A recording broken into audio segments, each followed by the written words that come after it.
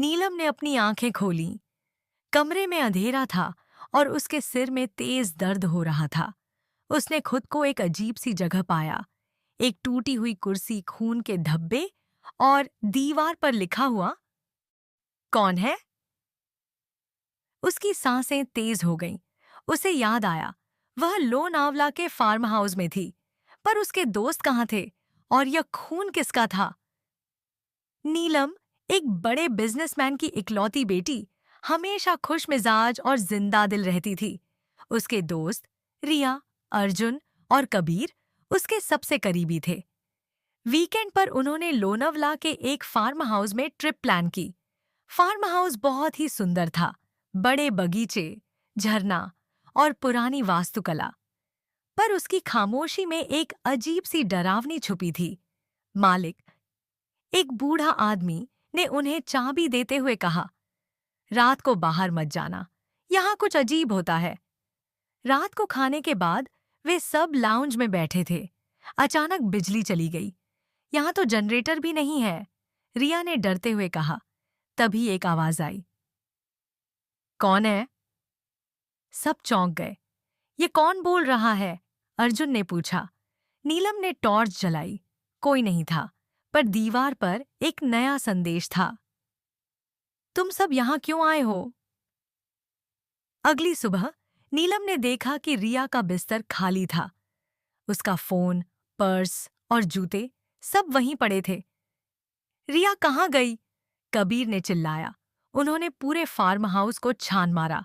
रिया कहीं नहीं मिली, पर रसोई में एक नोट मिला। अब तुम्हारी बारी है, अर्जुन ने कहा।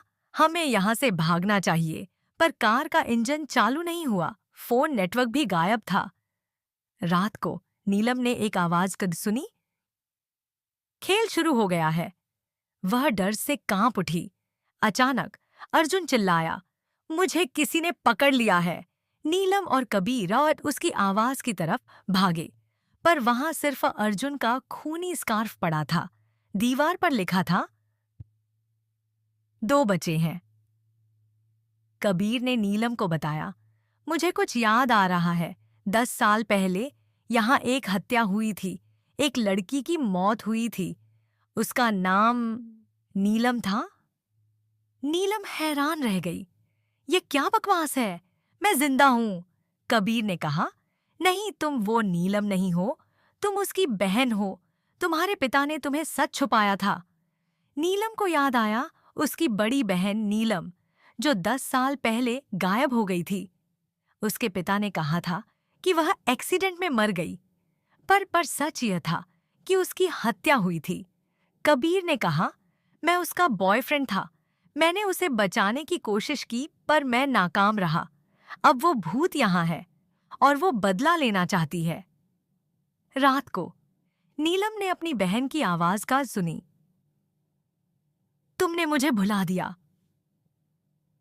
वह डर से कांप उठी। तभी कबीर चिल्लाया, भागो नीलम, वो यहाँ है। नीलम ने देखा, एक लड़की, उसकी हूबहू शक्ल की, खून से सनी हुई। तुम मेरी जगह क्यों ले रही हो? वह चिल्लाई। नीलम ने कहा, मैं तुम्हारी बहन हूं, मैं तुम्हें भूली नहीं। भूत नीलम ने उसे गले लगाया और कहा, अब मैं शांत हो सकती हूं। नीलम और कबीर फार्म हाउस से बाहर निकले।